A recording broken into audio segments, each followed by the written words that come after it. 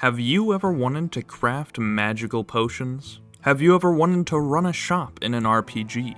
Have you ever wanted to date a large, burly walrus man? Well, that's too goddamn bad. Wake the fuck up, potion seller. We have an economy to crash. Potionomics is a shop management card battle or RPG dating sim, which sounds like a lot, but is an absolute joy. You play as Sylvia, a fledgling potion crafter who moves into her late uncle's potion shop. Unfortunately, due to the increasingly unstable economic climate of a newly founded island civilization, your uncle was in crippling debt. That means, since he named you in his will, you are now in crippling debt. Now, the only way to avoid becoming an indentured servant to the bank is to win a series of potion contests and prove that you're the best potion brewer on the island. You will do this with the power of math.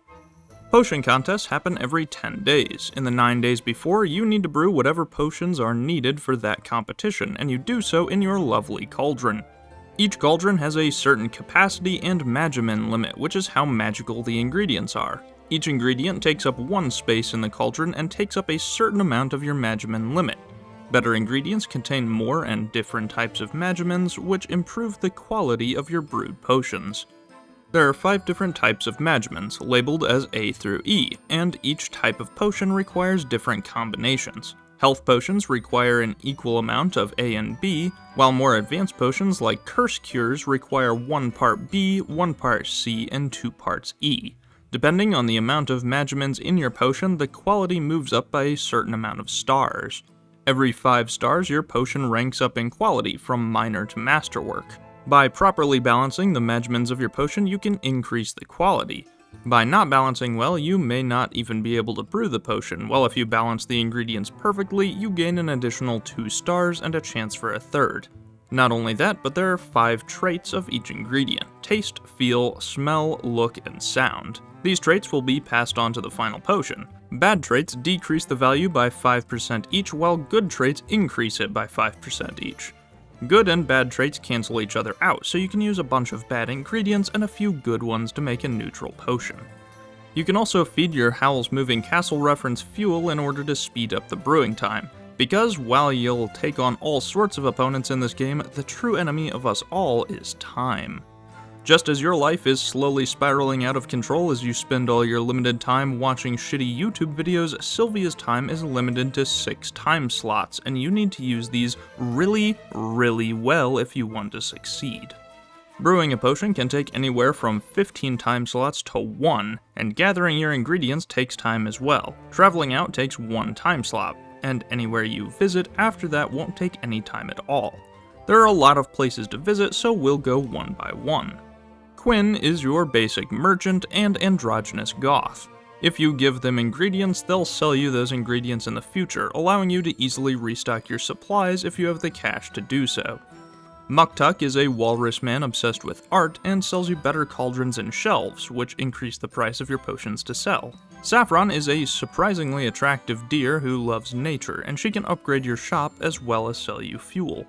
Luna is the best character in the game. A moth girl with an affinity for her phone, she sells marketing plans that increase the price of certain potions for a limited time. Salt and Pepper are pirates who sell treasure chests which give random resources. Roxanne is a demon mommy that will mask your potion's defects for a price. Baptiste is the leader of the Heroes Guild, who allows you to invest in expeditions which disrupt the environment but have incredibly rare ingredient drops. Finally, Mint, Zid, and Corsac are all adventurers. They have slightly different stats but all fulfill the same purpose: going on expeditions. You can send them to different areas around the island, and by equipping them with appropriate potions, they can overcome obstacles and defeat monsters. After a certain period of time, they'll return, and depending on how far they got into the dungeon, will give you better ingredients. Okay, great, so now we know how to acquire materials, upgrades, and ingredients, as well as how to brew potions. But we can only do all this if we actually have money. So how do you get money? Well, you need to open your shop, moron. Do you really need all those radiation cures? I don't plan on moving to Chernobyl anytime soon, so we might as well sell them. Set your potions out on your shelves and open your shop, which takes 2 time slots. Depending on what potions you're selling and what you have on display, different amounts of people will enter to shop. Once you have a customer, you begin haggling. Haggling is done through a card battler. Every turn, you'll draw a hand of cards. As you play cards, you'll raise the customer's interest in your potion. Every level of interest you move up, the total price they pay will increase considerably. Each card has a patience cost, which reduces the customer's patience by that amount. When a customer's patience hits 0, they will leave without purchasing the potion. At the end of each turn, the customer's patience will drop by a certain amount, which increases by 1 every turn. Then, they'll take their turn, which usually involves either giving Sylvia a debuff or applying stress. Stress is a percentage that slowly builds up as the haggle continues and remains throughout the day. If you open shop multiple times a day, the value will continue to rise, only going down at night or when hanging out with friends. The stress percentage is your current odds of drawing a stress card, a type of unplayable debuff that takes up a slot in your hand and usually results in something bad happening at the end of the turn. So, the higher your stress, the higher the likelihood that you can't play any cards. When your stress hits 100%, you'll black out, losing a large amount of time and ending the shopping session. Luckily, most haggling sessions end pretty quickly, meaning stress isn't a big deal. It's mostly just a mechanic to encourage you to spend time with other characters. In order to properly end haggling, you have 2 methods. You can simply press this button at any time on your turn and end the deal immediately, or use a closer. A closer is a special type of card in your deck that doesn't have a patience cost, and immediately ends the deal applying a 5% price increase. So it's always good to try to max out interest then end with a closer card for maximum value, though sometimes it's better for your stress and draw pile if you end a session a little early to get a better price on your next customer. But this starter deck? Well, it kinda sucks dick. So how do we get better cards to haggle with? Well, that's where the dating sim comes into play. By visiting friends and spending time with them, you'll not only reduce stress, but also increase friendship. Every level of friendship, you'll get the option to rank up that character, which costs 1 time slot. There are 10 ranks of friendship for every character, which means this will take a ton of time, but it's absolutely worth it. Partially because there are some really good cards that you can get, and partially because there's an achievement for it. Every time you rank up a character, you'll get a card specific to them. Each character has different archetypes, and combining them can lead to some absolutely busted combos. Twins cards raise interest drastically at the cost of reducing the maximum interest of the customer. Muktuks cost a lot of patience but raise interest a lot. Saffrons reduce your stress and draw cards. Lunas increase stress but are very powerful. Salt and peppers are adaptable and can be used for offense or defense. Roxanne's hides your potion's defects. Baptistes increase the customer's patience and remove debuffs. Mints apply buffs to Sylvia. Zids get stronger the more you play and reduce patience costs. And Corsacks are fucking terrible. By becoming better friends with all of the characters, your options really open up and allow insane things to happen.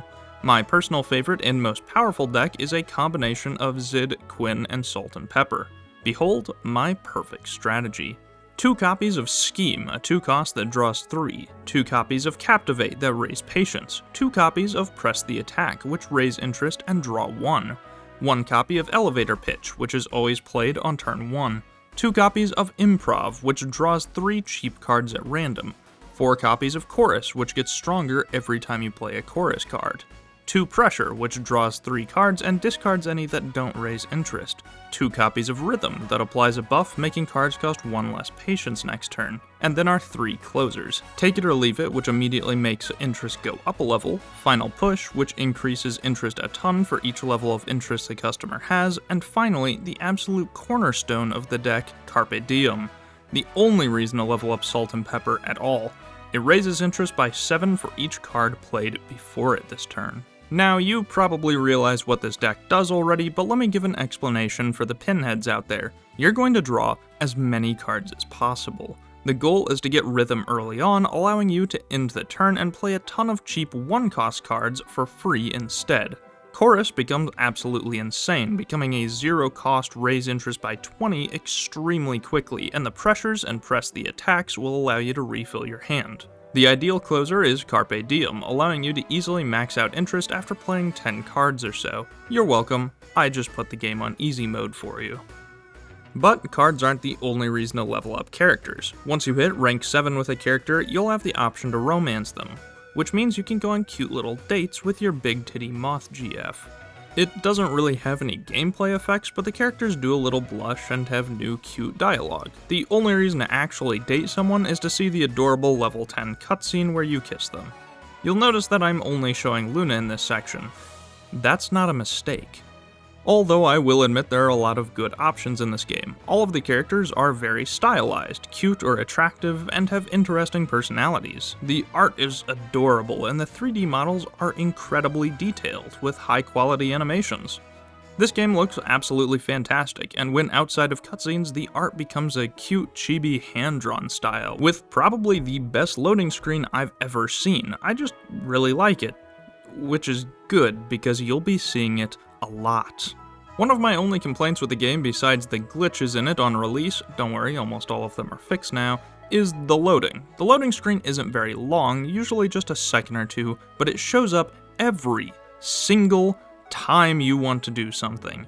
Want to brew a potion? Loading. Want to stop brewing? Loading. Talk? Travel? End the day? This game just loads constantly. Again, it's not the end of the world, and it's not super annoying, but when I've played for 30 hours, it starts to get fucking old. Luckily, one thing that doesn't get old is this game's soundtrack. Every area and character has a fantastic theme. I'll give you one guess which character has the best one. Sound effects are solid, like ingredients splashing into the cauldron, and during competitions, your opponent's theme plays. And then, once you win a round, they enter a Phase 2, where their theme gets a remix. It's super cool, and the best competitor theme is for Anubia, the 1984 lolly. She puts wiretaps in your home, isn't that fun? Do not loot this character. Overall, I loved my Potionomics experience. A relatively challenging management game with fun characters and cute little dates. It's relaxing. Is what I would say if I was a fool. I have 100%ed this game, and I have seen it for what it truly is. I have laid bare its secrets, and I will play it how it was fucking intended. Stockpile resources. Manufacture industrial amounts of specific potions with high requirements. All masterworks. All with positive traits. Fuck the Heroes Guild. They're useless. We only buy from Quinn because we have everything we need. We purchase the best shelves possible, aging barrels to increase our prices by 25%, and then apply propaganda. Brainwash the masses. You require radiation tonics to walk this island, and your family isn't safe without them. And what a shame. I'm the only potion shop in town with a stockpile of them. What a coincidence. Max out every character's interest, double the prices of your potion, a net gain of more than triple what you paid for the raw resources. But shouldn't I be preparing for the potion contest instead? Well, calling it a potion contest is a bit misleading, because that implies that it's going to be a fucking challenge. You're a third-rate brewer with a fourth-rate potion, and now you're exposed to everyone on this godforsaken island. Crash the market, flood it with excess potions, apply markups of 15% simply to save time and brew more for your stockpile. You control the economy. Every time you crash a market, move to your next stockpile and repeat the process. Propaganda, market flood, repeat. By the time you've gone through your stockpile of one potion, the next will be ready. Anyone that stands in my way will be fucking crushed. When you stop being useful to me, I'll throw you away. Propaganda, market flood, repeat. Crush the competition. When you run out of ingredients, buy the entire supply the next day. Double the prices again. Who needs to win the competition when the prize is pocket change? Propaganda, market flood, repeat. Custom orders are fulfilled instantly. My backlog of potions fulfilling the needs of the people before they ever ask, creating a market where no one can compete. And if you try for a single fucking second, I'll just change the market. I'll crash whatever you brew and move on like nothing happened. I can afford to lose a few $1,000s, but can you? Destroy the environment, crush the economy, obliterate the competition, employ mass marketing plans, purchase the rarest ingredients, propaganda, market flood, repeat, manufacture scarcity. I'm the only one with the ingredients, so prices double, and I don't care. My potion prices double again. Everyone needs something, and I'm the only one selling. The world is my oyster, and I plan to fucking lick the shell clean. No one is safe. No one is immune. No one is unaffected, and soon, no one will be left to fucking stop me. Who needs to haggle when the base price is higher than all my ingredients combined? Who needs to brew when our backlog is so large? Who needs to stress when every interaction ends on turn 1? I will rip this economy apart at the seams, and when I'm done, no one will even remember that there was someone else selling potions. You will cease to exist exactly when I desire, and you will fucking thank me for it. And why? Why, you ask, all this power, control, money, and for what? Well, the answer is simple. Because I can. And at the end of the day, when you go to sleep with your hopes crushed, your dreams destroyed, and your stomach empty, when you stare up at your rotting ceiling, and you're thinking about what I could possibly be doing right now, I'll tell you, I will be sharing a loving embrace with my moth girlfriend, and I won't be thinking of you at all. So yeah, it's pretty fun, I guess. I'd give it a moth out of 10.